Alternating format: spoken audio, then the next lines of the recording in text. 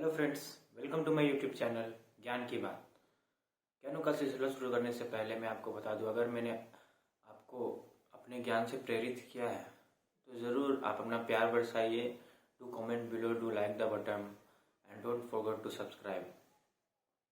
दोस्तों, ज्ञान की कहानियाँ हमने शुरू से सुनी और शुरू से अंत तक हमने ये जाना कि कैसे दुखीराम सुखीराम एक होके अपना एक व्यवसाय चालू करते हैं। जहाँ सुखीराम सुख रहता था वहाँ और उसे खुशी मिलने लगी, और जहाँ दुखीराम दुखी रहता था वहाँ उसे सुखीराम जितना खुशी मिलने लगी। दोनों में कोई ज़्यादा अंतर नहीं थी दोस्तों, फिर भी दोनों ने अपने गोल को अचीव करने के लिए, अपने रास्तों को अचीव करने के लिए बहुत संघर्ष किए। दोनों ने बहुत मेहनत की और वो उस मुकाम तक पहुंच पाए जहां वह वाकई में जाना चाहते थे। दोस्तों, सफ़र चाहे कितनी भी कठिनाइयों का सामना करना पड़े, लेकिन सफ़र वही होता है जिसमें आपको मेहनत लगन का परिणाम मिले। मेहनत लगन हम नहीं जानते कैसे करें, लेकिन फिर भी अगर आप कोशिश करें तो हम 1 रुपये से भी अपना बिजनेस स्टार्ट कर सकते हैं। दुखीराम सुखीराम ने चंद पैसों से ही अपने बिजनेस को स्टार्ट किया, but they have reached at the peak. तो आज की कहानी मैं आपको दुखीराम और सुखीराम के बारे में ही बताऊंगा, और उस कहानी को कंटिन्यू करते हुए कैसे उन लोगों ने अपना व्यवसाय हर जगह फैला रखा था, हर राज्य में, हर स्टेट में। उन्होंने अपना व्यवसाय करने के लिए जी तोड़ मेहनत की है।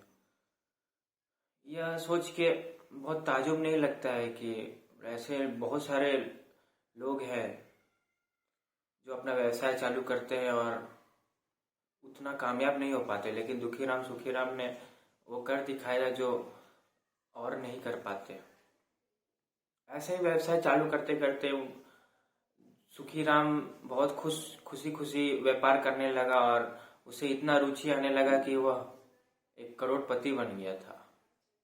दुखीराम सुखीराम पार्टनरशिप में रहे और पार्टनरशिप करते करते वह बहुत आगे बढ़ गए।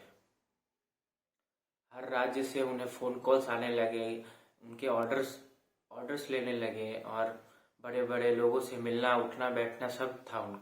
सब लाइफस्टाइल उन्हें मिल गई थी। एक कहते हैं ना दोस्तों, अच्छाई तो हर जगह होती है, लेकिन कहीं ना कहीं छोटी मोटी सी गड़बड़ हो ही जाती है, और इतने बड़े लोगों के पास समय कहाँ है उस गड़बड़ को देखने और जांचने का।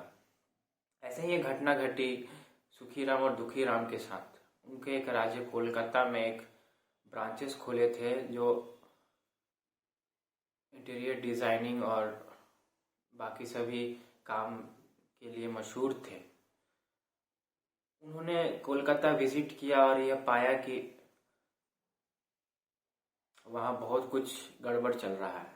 अब वो किस प्रकार का गड़बड़ है दोस्तों, आप यही सोच रहे होंगे कि वो पैसे का लेन देन या पैसे का हेरफेर हो रहा हो, लेकिन ऐसा कुछ नहीं था दोस्तों।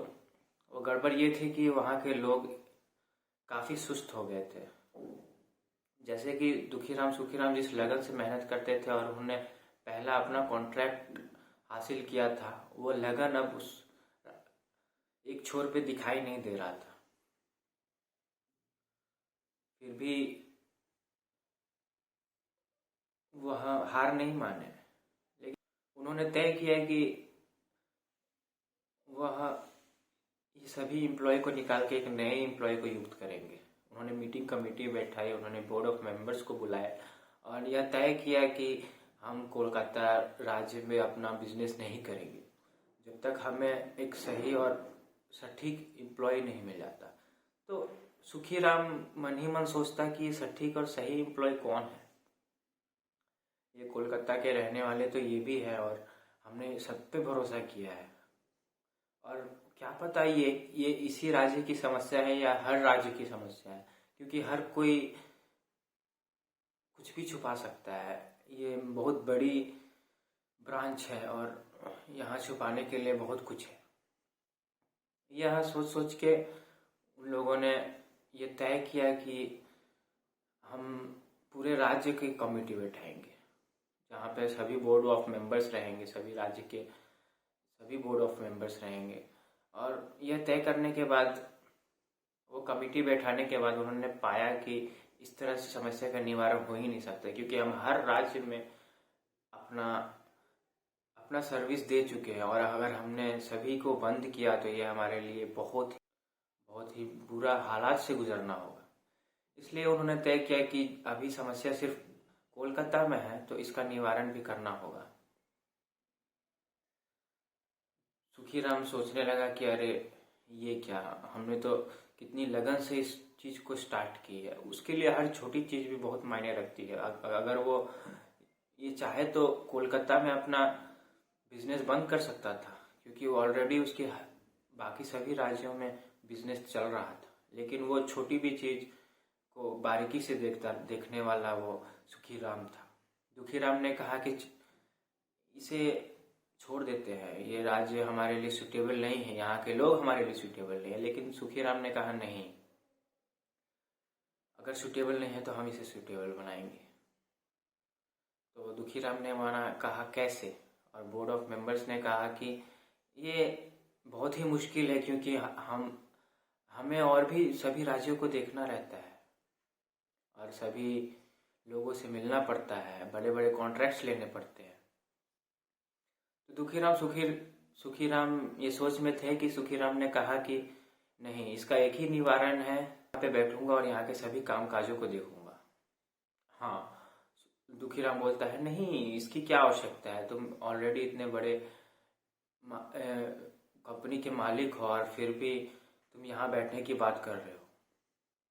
सुखीराम ने कहा कि नहीं, जिस तरह से मैंने शुरुआत की थी अपने कम पूंजी में, उसी तरह से मैं फिर से ये समझूंगा कि मैंने शुरुआत की है और मैं इसे चालू रखूंगा।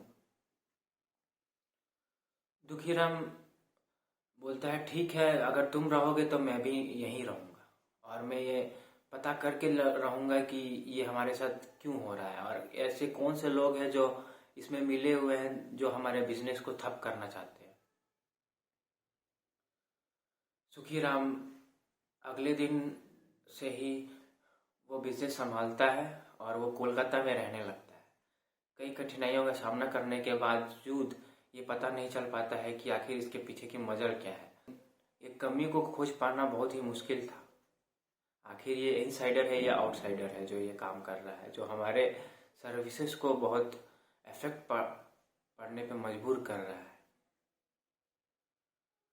दोस्तों, अप्स एंड डाउन्स तो बहुत आते हैं और कंपनियां ऐसे ही नहीं चलती, बहुत मुश्किलें आती है जिससे हमें मुकाबला करना पड़ता है, डट के सामना करना पड़ता है। और अगर आपको भी लगे कि जिंदगी में अगर कुछ ना करना और ना हासिल ना करना फेल्यूर है, तो ऐसा कुछ नहीं है।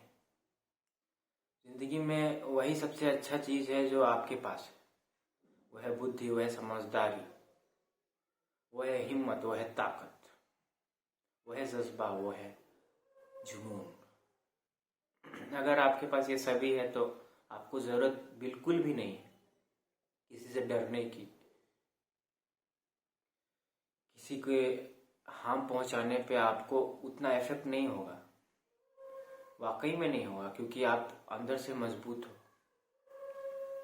तो दोस्तों, इसी प्रकार दुखीराम और सुखीराम ये पता लगाने की कोशिश करते हैं कि आखिर ये माझला क्या है।